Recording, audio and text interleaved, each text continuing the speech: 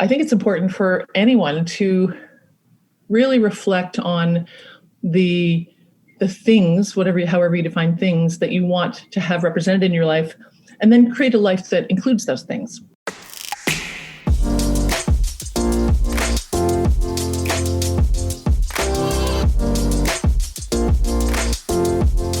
Welcome to the follow-up question. I'm your host, Michael Ashford. Come with me on a journey as I explore what it means to find common ground at a time when it feels increasingly harder to do so, to listen more than we speak so that we can understand that our differences don't have to divide us. My aim with this show is to bring you perspectives and ways of looking at issues or topics that perhaps you haven't considered before, so that you can then take that new knowledge and apply it to your ability to empathize with the people around you. I'm a former journalist who believes everyone has a story to tell, and it's only when we ask questions and listen that we truly reveal what connects us as humans. Our dreams, our desires, our experiences, our ideas, and who we truly are.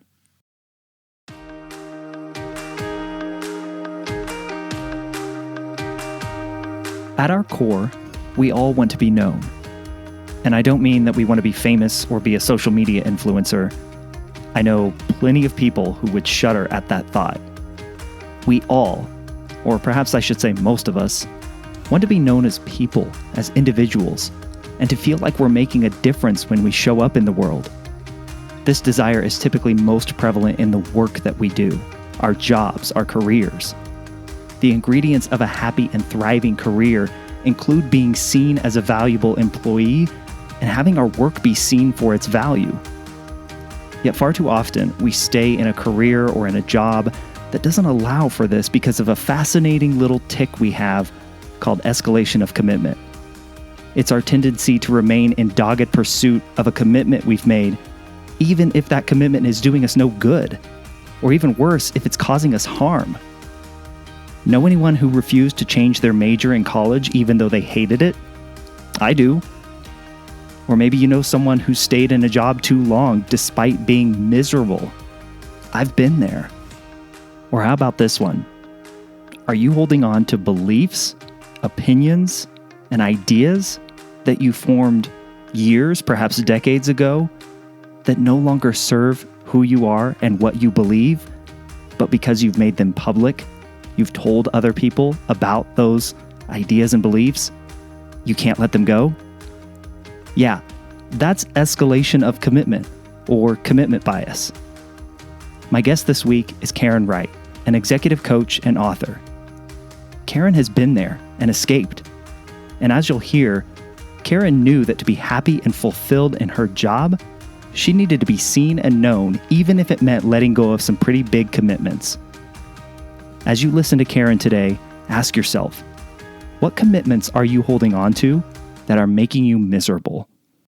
I'd love to understand what got you into executive coaching, what piqued your interest and took you down this path. Well, like all brilliant career moves, it was a complete and total accident. So I was working for Frito-Lay.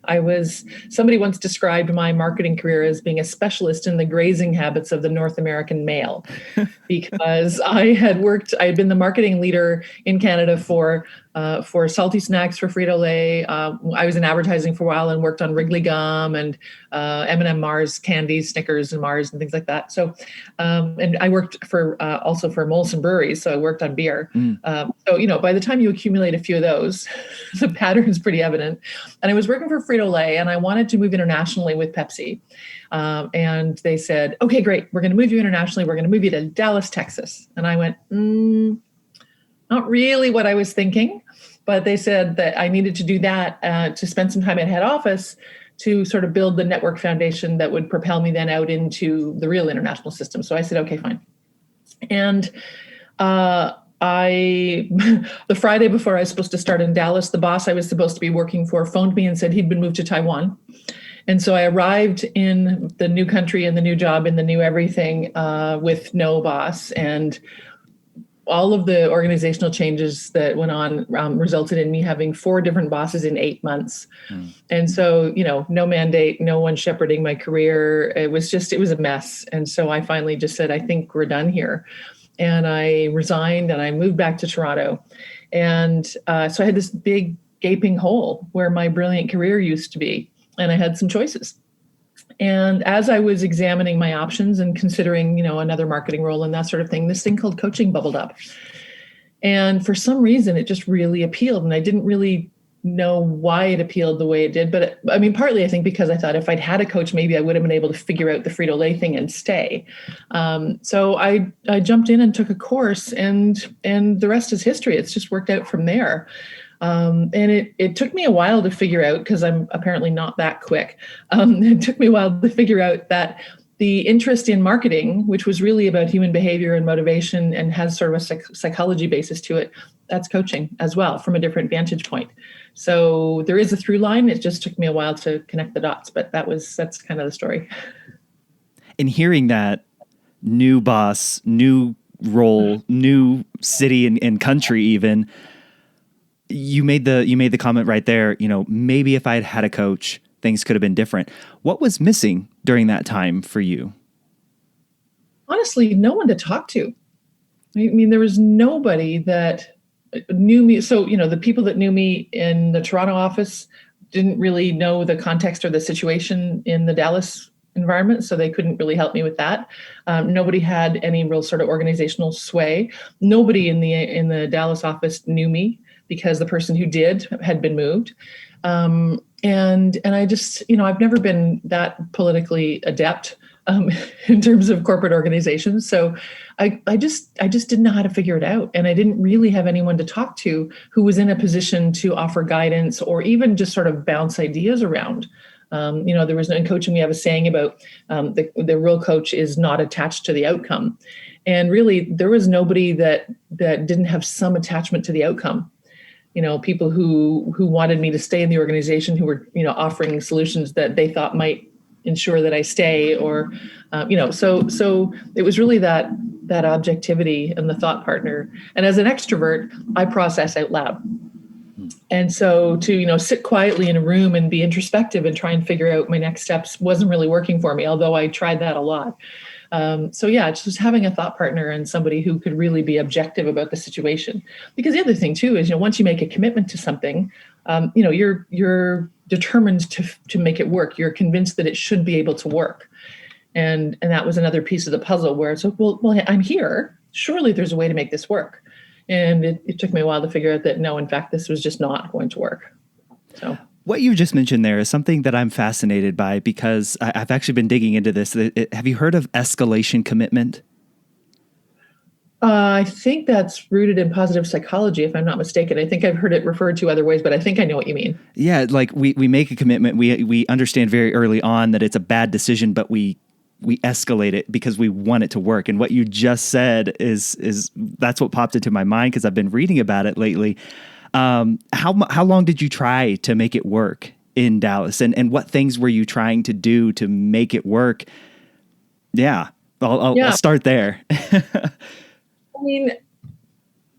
The space above me was empty, and the leader who was above that knew me a little bit, and he was the nicest man in the world.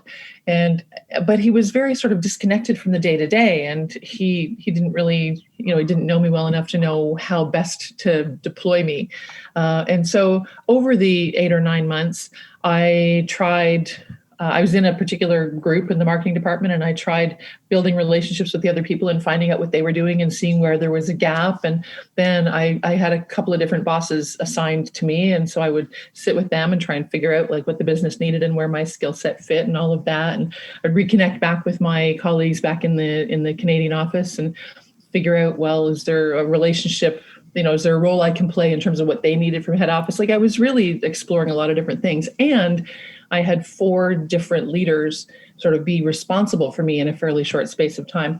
The other thing that started to happen was things started to happen at home. So I had a family member get very sick. I had 2 close friends and family members, announced they were going to have babies. There were a lot of things happening at home that increasingly started to make it feel like I really shouldn't be this far away.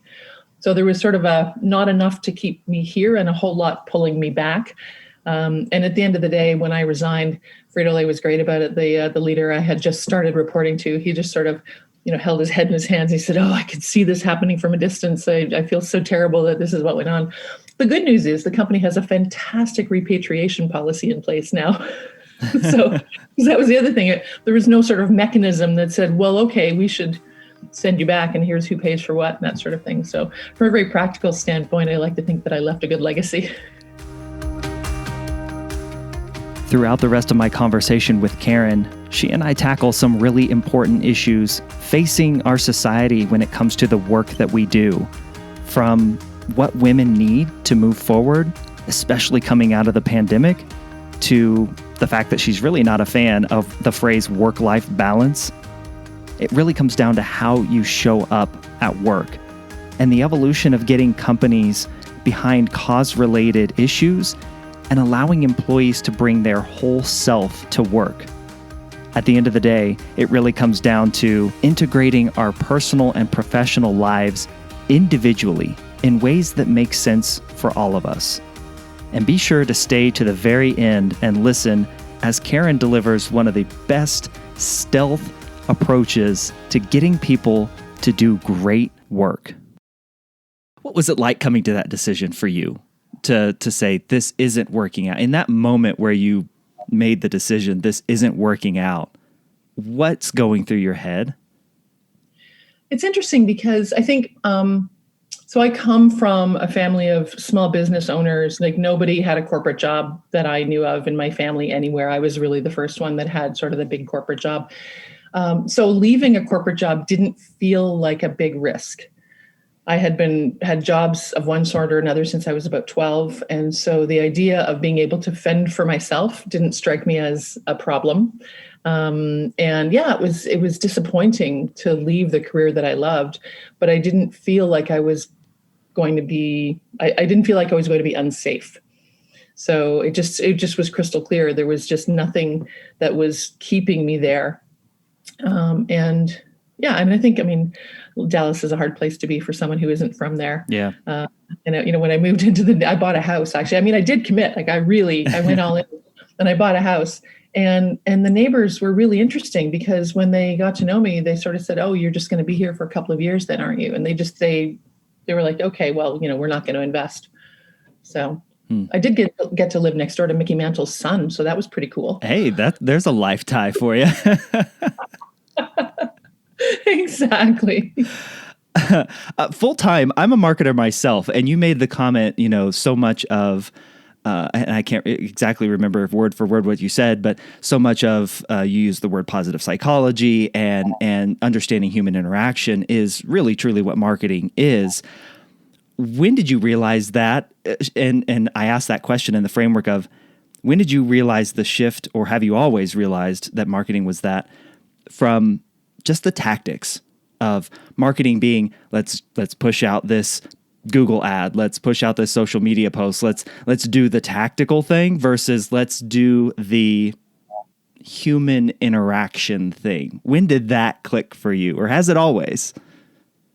It was a progressive thing. Coming out of business school, I went into marketing because it felt more creative than I was in an MBA school where investment banking was the thing that everybody did. That just really didn't feel like me. I'd had the real good fortune to have a summer job between first and second year MBA where I was working for the confectionery division of a big company, and I got to work on new product launches. And so my very first exposure to a marketing job was working with ad agencies and designers and food scientists with flavor work. And, so I really got to see the magical, fun, creative side of what being in a marketing career meant.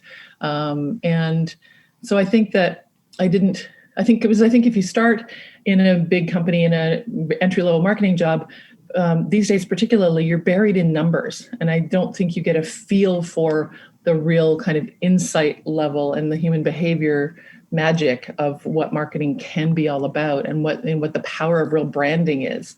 I don't think you get a feel for that in those sorts of jobs these days, particularly as I had the benefit of doing when I was early on in my marketing career. So I think right place, right time in a lot of cases.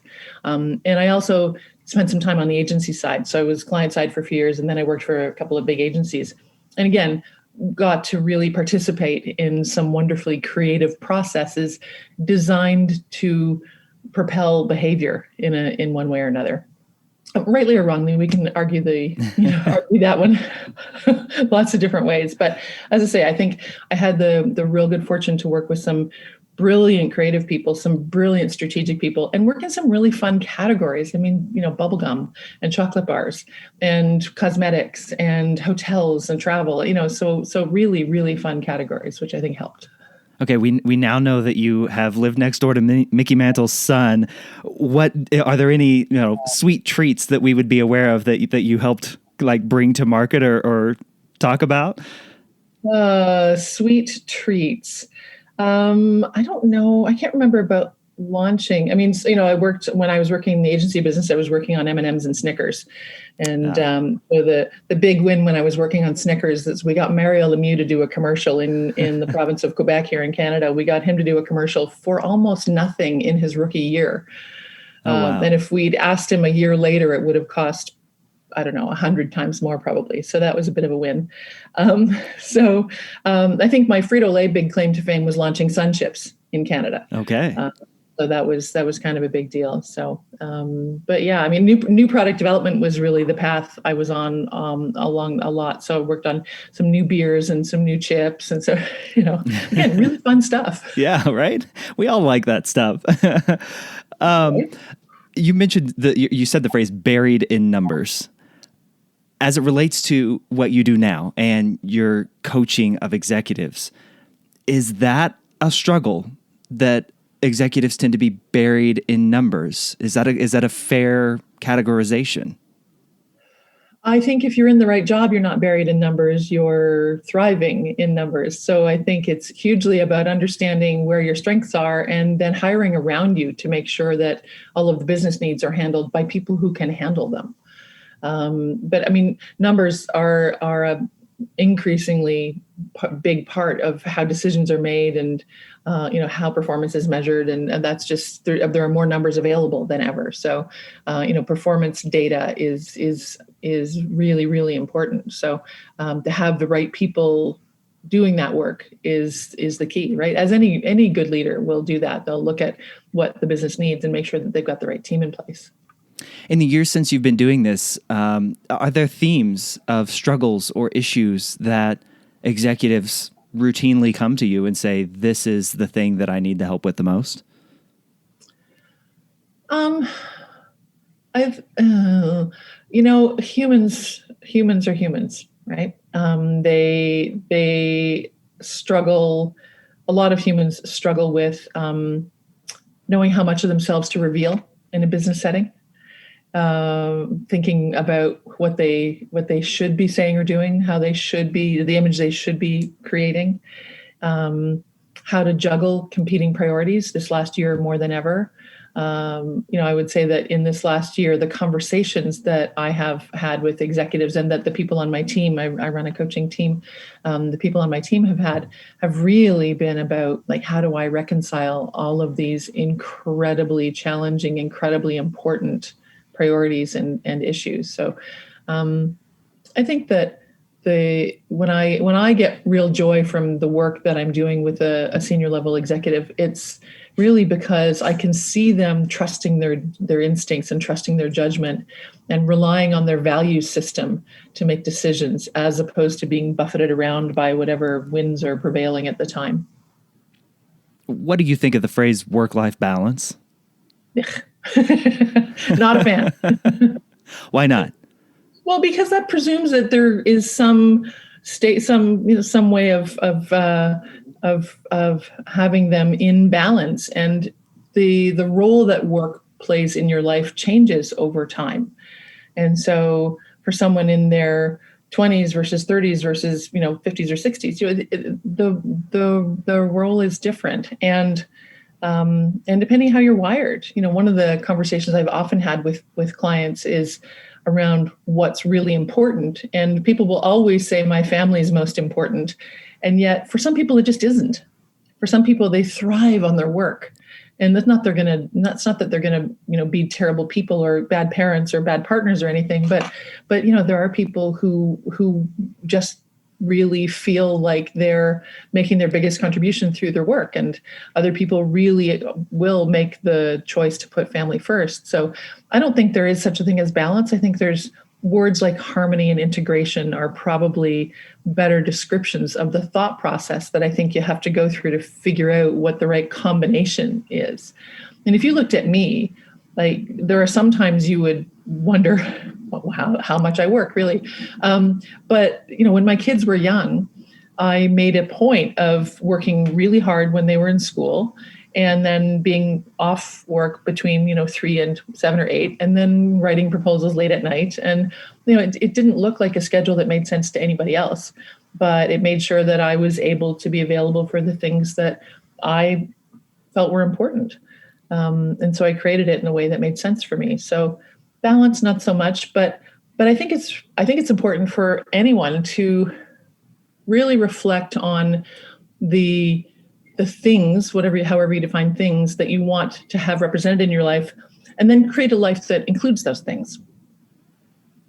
You mentioned the phrase or mentioned working with executives, and how much of themselves do they bring to work, or what is the persona that they bring to work? Why are we having that conversation? Why is that so prevalent right now? Well, it's always been around. I think that all of the social change that's gone on in the last couple of years, or that's been more visible the last couple of years, have invited more introspection and contemplation, and I think a more of a drive for a lot of folks to make sure that they're not holding anything back, or that they're really living in alignment with what's important to them. I think so. I started my corporate career a long time ago, and back when I started, there was a very specific way of being that was accepted in big companies, and it was very hard to be successful if you didn't fit with that very specific way of being. Right down to wardrobe. So thankfully, a lot of those rules, if you like, are relaxing. But I also think that you've got generationally, you've got some people who have seen their parents sacrifice a lot and oftentimes be quite unhappy, and they're just, the next generation's not willing to put up with it. And then you get people who spend their careers doing a certain thing a certain way, and then all of a sudden wake up one day and go, well, wait a sec, I lost some really important aspect of myself, or I haven't done this thing that I love to do in a really long time. So, maybe it's a life is short situation. Maybe it's a pendulum swing. I don't know. But I just think that organizations are better places for more people to be when it's safer to express who you really are, whatever that is. You mentioned all the social issues that are swirling around us right now, and how often that is brought into our work lives. Are you familiar with the conversation that's been happening around the company Basecamp over the last week? No. Oh, wait a minute. I saw something and I didn't read the article. I saw a headline. Yeah, just a high level to catch you up. And of course, I don't know all the details of it, but their leadership team, their executive team came out with a statement of things that they will no longer do. And the very first one was, we will no longer advocate for political positions or social issues on official company profiles. We will no longer in internal company sponsored messaging systems. We will no longer allow or accept these types of conversations to happen. We're here for the work and the work only. What do you think when you hear that? Well, I think that they're probably going to limit themselves to a certain kind of employee. I'm sure there are people who would be happy and comfortable to not have to, quote, deal with a lot of that stuff. Mm-hmm. I mean, I've heard other examples. So a client recently told me about some people who had left her organization because they didn't agree with the stance the company took and the actions that they were taking on a particular issue. So I think that, if people have passion for an issue or feel underrepresented in whatever context, I think they're not going to want to work there. So you're limiting your available workforce and your talent pool, no question.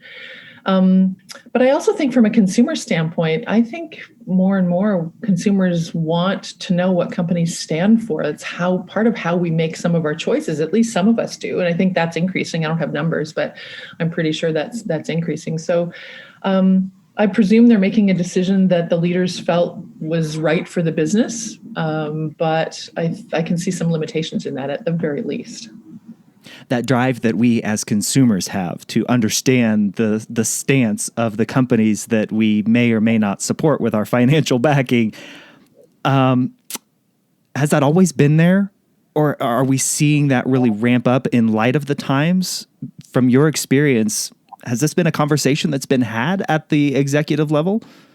No, it's really interesting. Back when I was working at Frito-Lay, now we are talking a really long time ago, I had a vision of when I chose to leave my corporate role, my corporate career, I wanted to start a consulting practice in what at the time was called cause-related marketing, which has subsequently been characterized as social marketing. And, there's a lot of other names for it. But basically, I could see, and again, I was working for big companies in discretionary sort of recreational categories who were spending a huge amount of money on promotional ideas and strategies and campaigns to get people to consume more of the recreational stuff.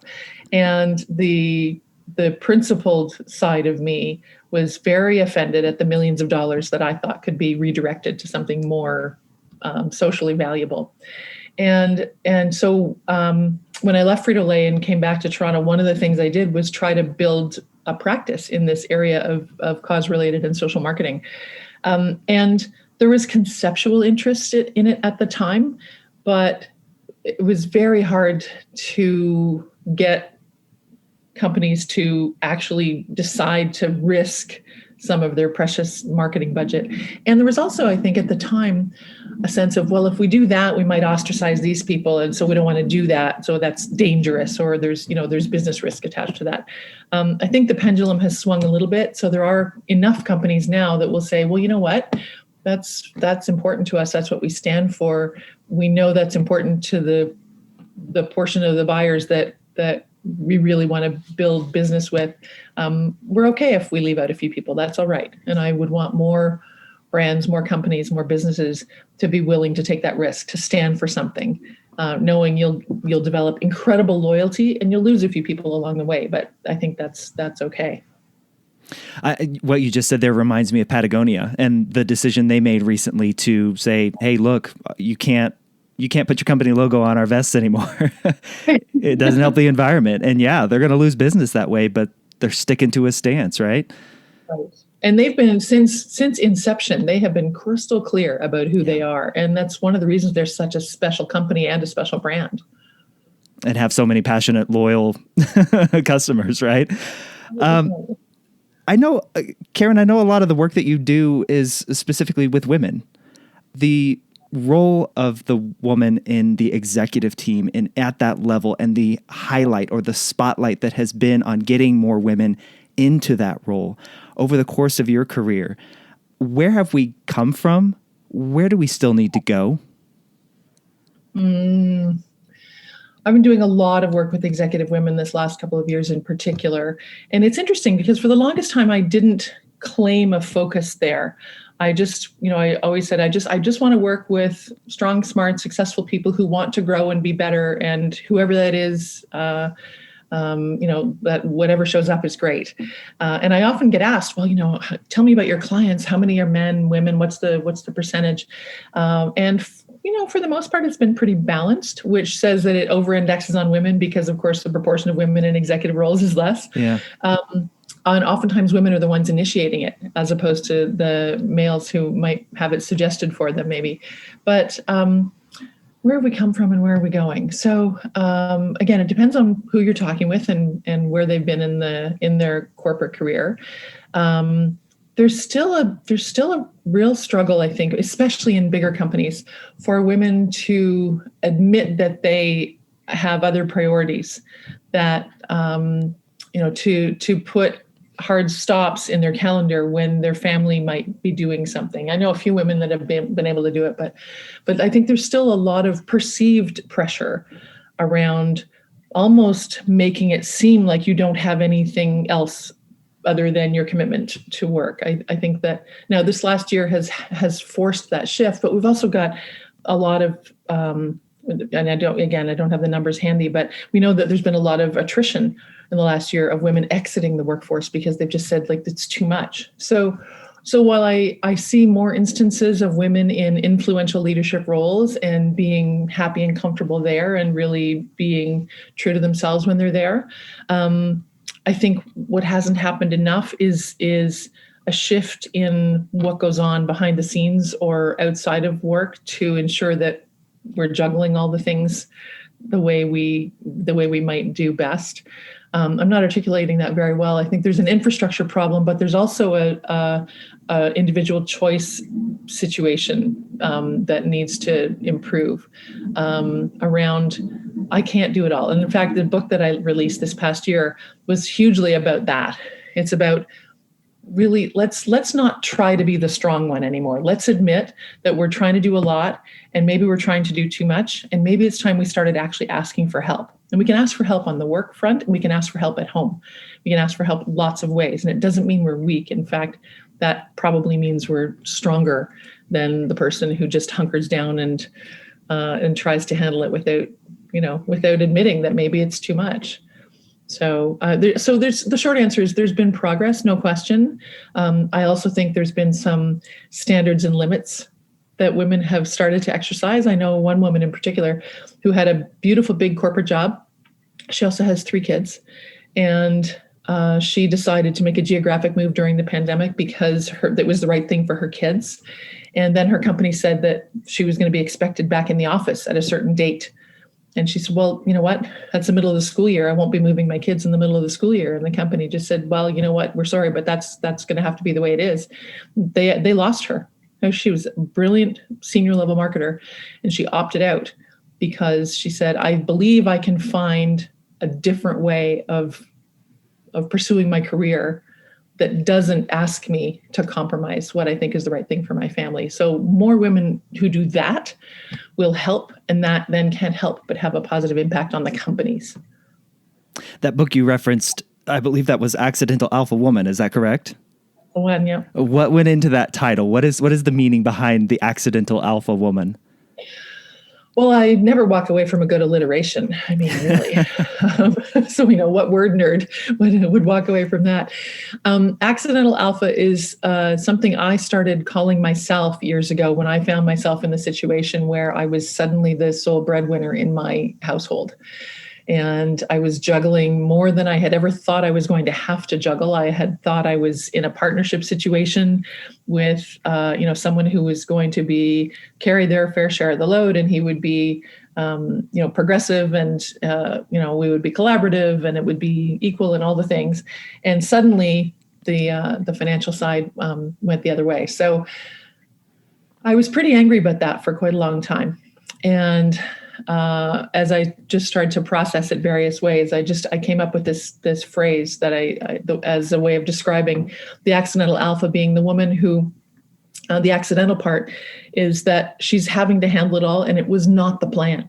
It was not the vision, right? There's this tension when it becomes the thing you have to do in spite of all of your best laid plans and good intentions. So it's really that accidental piece is where the real issue lies. So I started using this phrase, and I blogged a little bit, and I tried to build some communities and so on. And I talked with a few folks, and every time I used that phrase, the woman on the other side of the conversation would light up and go, oh my gosh, I'm that. I totally get it. Like there was this real resonance for this idea. And And as I worked through my own process, I got divorced, and all the, all the things that go with struggling with some tension. This idea just kept coming up in various ways. And so finally this past year, I just said, okay. And I think, well, the other thing too, is that as I talked about accidental alpha, I never figured out a way I could do something with it that would be positive, that would be constructive, that would, sort of contribute to a solution. And I couldn't see building something unless it had that. And then a really wonderful writing coach actually helped me figure out how to take that idea and my story and put a coaching foundation underneath it, such that it became a tool and a process and an offering that might actually be useful to other women who were having the same kind of struggle. So the Accidental Alpha Woman, the guide to thriving when life feels overwhelming. That's what was born. I want to dig into that thriving part. When I asked the question about work-life balance earlier, you used the phrase integrate. What does it look like to integrate and thrive personally and professionally? I know, I love that you've said in several of your answers, it depends. And I have a feeling I'm going to get that now. But take me through the process of what it looks like to integrate that and how that's different than trying to balance it in this world where you accidentally discover that, hey, you're in charge of all this and you have no idea what direction to go. Well, individual temperaments and circumstances are going to drive a lot of the choices. I know that my own response was to take on the primary breadwinner, the sole breadwinner role, and not really give up anything else. And that was not sustainable, which I discovered pretty quickly. And it resulted in some crazy things. I'd be driving home from downtown, calling in the instructions to make the chicken nuggets or whatever it was, right? So I would regularly be doing email on my laptop at a hockey practice or something. And it was only after missing more than one goal when I was there doing that at a game that I got called out by my son. It's like, why bother coming if you're not going to pay attention? So one of the caveats I'll offer as I describe some of my own responses is that I believe the children of coaches are different than other children because we have different conversations with our kids. And so my kids I always engaged in solution-oriented conversations with them. And I would challenge them on inconsistencies between what they said and what they were doing and that sort of thing. So my kids would tell you today at 21 and 22 that they are differently equipped to engage in debate and solution-oriented conversation than a lot of their friends are. So the integration piece, it took me a long time to figure out that maybe I didn't have to hold a standard that I had in my head. So did I have to hand make the favors for the birthday party, or did I have to, I don't know what, I can't even think of a good example, but, I had some beliefs about the way things should be done if you were going to be a good mother. And I mean, one great example, a friend of mine early on in her kids' lives, she outsourced the school pickup at the end of the day. She knew that bought her an extra hour and a half on her work day. And she had a big crowd of mothers sort of challenge her on that. Like, how could you possibly not be the person that your kids see right at the end of the school day? And her response was, that is transportation. I am okay with outsourcing transportation if it makes me more able to be present when they get home. And so that's the kind of decision that fits for an individual, might not be popular in whatever circle you're in, but helps with that integration, right? Yeah. So I think, again, asking for help, figuring out what to outsource, getting clear on what really matters versus what crazy fabricated standard I might have for something. I mean, that's been a long-term process, but I think those are some of the elements of figuring it out.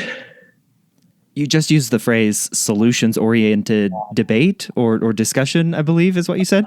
What is that? Uh-huh. What is that? Can you dive into that? I'd love to hear more. Well, I used to work with a coach early on in my coach training. I worked with this good old boy from Texas who described his coaching practice as no BMWs allowed.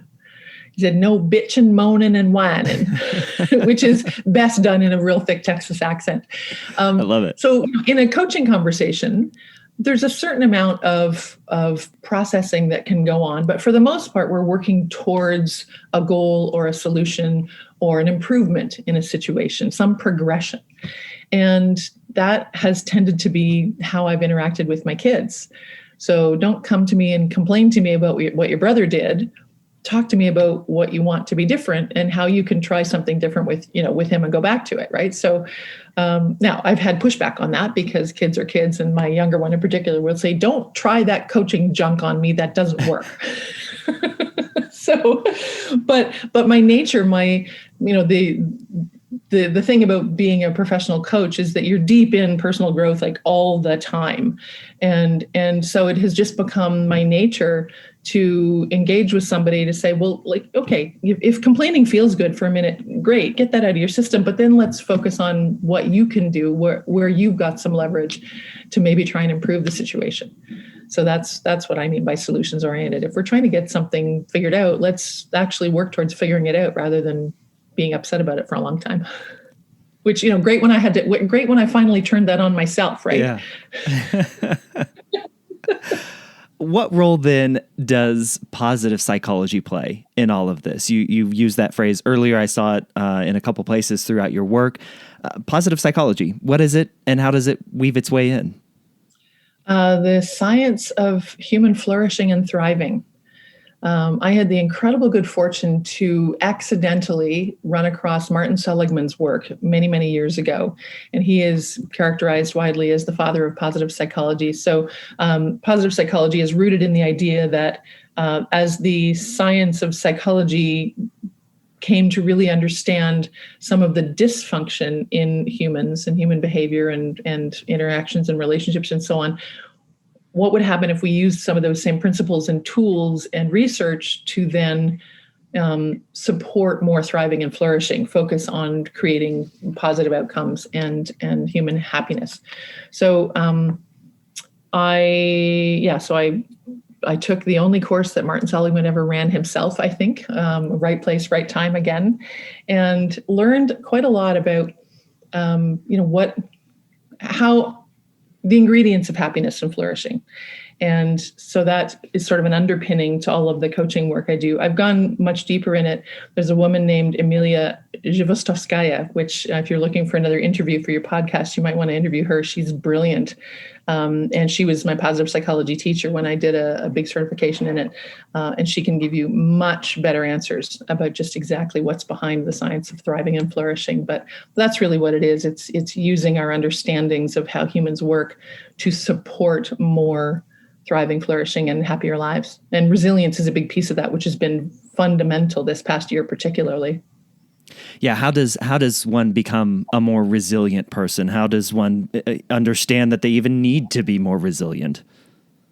Yeah. I mean, again, there's a whole body of science underneath that, but it has hugely to do with understanding that we are multidimensional. And so you've got to take care of your physical health, and you've got to pay attention to things like breathing and nutrition, and what role does laughter play, and quiet reflection, and relationships, and having purpose and goals to achieve. So there are so many component parts to it. And this Amelia, this positive psychology teacher, actually runs 30-day programs through her company called the Flourishing Center, and she runs a program called Bounce Back Better. And she started at the beginning of the pandemic running 30-day programs called Better Than Before.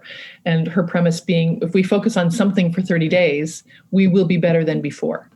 And that's a big part of the science of resilience, is building on success and appreciating small progressions over time, and then reflecting on the distance between where you are now and where you were, and seeing that, in fact, great improvement's been made, but it was done in small steps. As we begin to slowly work our way out of the situation that we've been in with this pandemic over the last however many months it's been now, yeah. What are the things that the people that you're working with, the business leaders, what are they most concerned with? What are you helping them navigate during this time as we look to the future and what those next 30 days might look like? Yeah, great question. I think there are cohorts of leaders who really just want things to go back to the way they were, who maybe intellectually understand that nothing will ever be the same, but would really just prefer to get everybody back in the office and let's get back to working the way we used to work. And that's just not going to happen. It's just not. We as humans have been profoundly impacted, all of us, in different ways probably. But so I think the leaders who have any thinking that we might return to normal have got to let that go. I think that there's got to be a lot of work done to bring women back in to leadership roles and to positions of real responsibility, because they've just been so exhausted from this past year. So I think particular attention has got to be given to women and what they need, what we need. But I think that the really wise leaders going forward will just have real compassion for the humans. I heard somebody describe recently that if an organization going forward focuses on two things, wellness and inclusion, they're probably on the right track. And so wellness is physical and mental and relational. Like there's a lot to that. And of course, inclusion takes many forms as well. So I thought that was a nice summary of, okay, if we just pay attention to those two buckets of concern, then will we be getting a lot right? Probably. As we look to make up a lot of the ground that women lost during this time, I think even at one point, all of the jobs lost in a certain window of time here in the United States were jobs lost by women. It was overwhelming to see those kinds of numbers, that every single lost job was from women. What will women need moving forward? You just talked about, a special attention paid to bringing them back into the workforce, from perhaps they made the choice, perhaps it wasn't their choice. What do women need moving forward? How can we as executives pay that special attention that you said is needed? Yeah, for me, that has to be a shared conversation. So there will be women who will say, I need a flexible work schedule. I need to be able to work from home. I need, I don't know, like whatever. So depending on whether you've got a family, whether you don't, there are different circumstances. So I think women have to be clear about, what do I need, and be able to ask for that. I think that the cost, so many jobs at that in service industries, right, and at the sort of lower levels of the ladder, those are the places where we lost a lot of women, and those, they tend to be lower paid. Well, okay, is that a fair thing? Again, I'm not schooled in all of the issues around salaries and so on, but I mean, let's just make sure that we're paying people fairly and not creating work structures that are blatantly unfriendly to people who've got responsibilities outside of work, whatever those are. So, again, some flexibility, I actually saw somebody on Twitter the other day make a list of what women should be able to have going forward in order to be able to re-engage with work. And one of the things on her list was paid therapy. Again, because of the mental health cost of juggling all of the responsibilities and the load and what's going on this past year. So, not a terrible idea. Again, so just to think through, like in the case of any individual company's particular business and workforce, what has to happen in order to create things a little bit more equitably and positively and supportively. I love that. And yeah, the company that I actually work for full time, they offer a monthly therapy mental health stipend, and it's fantastic. I believe almost everyone takes it, and everyone talks openly about it, which is even, I think, more remarkable that we're having those conversations. So you and I are in agreement there. Wonderful. And things like paternity leave, like for more men to take paternity leave and talk about it. Yeah. Right. So this is something that we can all do together. It doesn't have to be one group or another. Agreed. That's amazing about your company. I love that. Yeah, it is fantastic. And I am one of those that takes advantage of it, and so grateful and thankful that I can. Karen, this has been wonderful. I appreciate all of the insight. Like I said earlier, I love that so many of your answers had that caveat of it depends. I think that nuance is sorely lacking in so many of our conversations. So I appreciate you bringing that perspective to the show today. Last question that I ask of all my guests. What is a question that you wish you were asked more? Oh my gosh, I should have been ready for that, right? I like it when you're not. I like seeing the gears turning. I guess about the impact that I really want to have in the world, because I do have my surface level answers, but I have my stealth answer. And so it's about, because I think people make assumptions about the impact I want to have based on the corporate nature of the work that I do. And so that's only partly the answer. I got to ask, what is that stealth answer, Karen? When people hire me to do work with leaders in their organizations, they are hiring me to help their people be successful. I know that you can't really be successful unless you're happy, which again gets to that positive psychology basis. But the stealth piece is that I know personally, when people are both successful and happy, they can be good. And by good, I mean they can make a positive contribution to the world.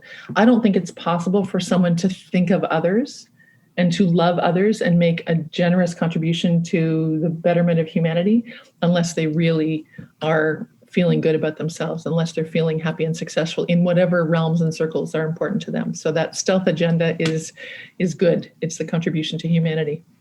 Well, you just succeeded in giving me goosebumps. So that was awesome. I love that. Gosh, beautiful and a wonderful place to leave it. Karen, thank you so much for taking the time to do this with me. I greatly appreciate it and all the wisdom you shared today. Thanks, Michael. It's been a real treat. I appreciate you having me. I love that so much. Happy, successful people are good. They're good people. They do good work. And ask yourself, like I did in the beginning, is there some belief or some idea that I'm holding on to that is making me miserable, that is causing me to not be happy, that's challenging my ability to be successful and be good with whatever this is that we're trying to be good at? Go deep with yourself this week as you reflect back on this episode and Karen's words. So many thanks to Karen for coming on the show and sharing her wisdom and insight. If you love the amazing guests like Karen that I have on each week, please be sure to subscribe to the show, but also go one better, share the show, share this episode with someone in your network and help spread the good word about the importance of asking more questions. If you ever want to get in touch with me, you can always reach out to me via email. It's michael@thefollowupquestion.com, or you can go to my website, thefollowupquestion.com, and reach out there. I'll catch you on the next episode of The Follow-Up Question. And until then, keep asking questions.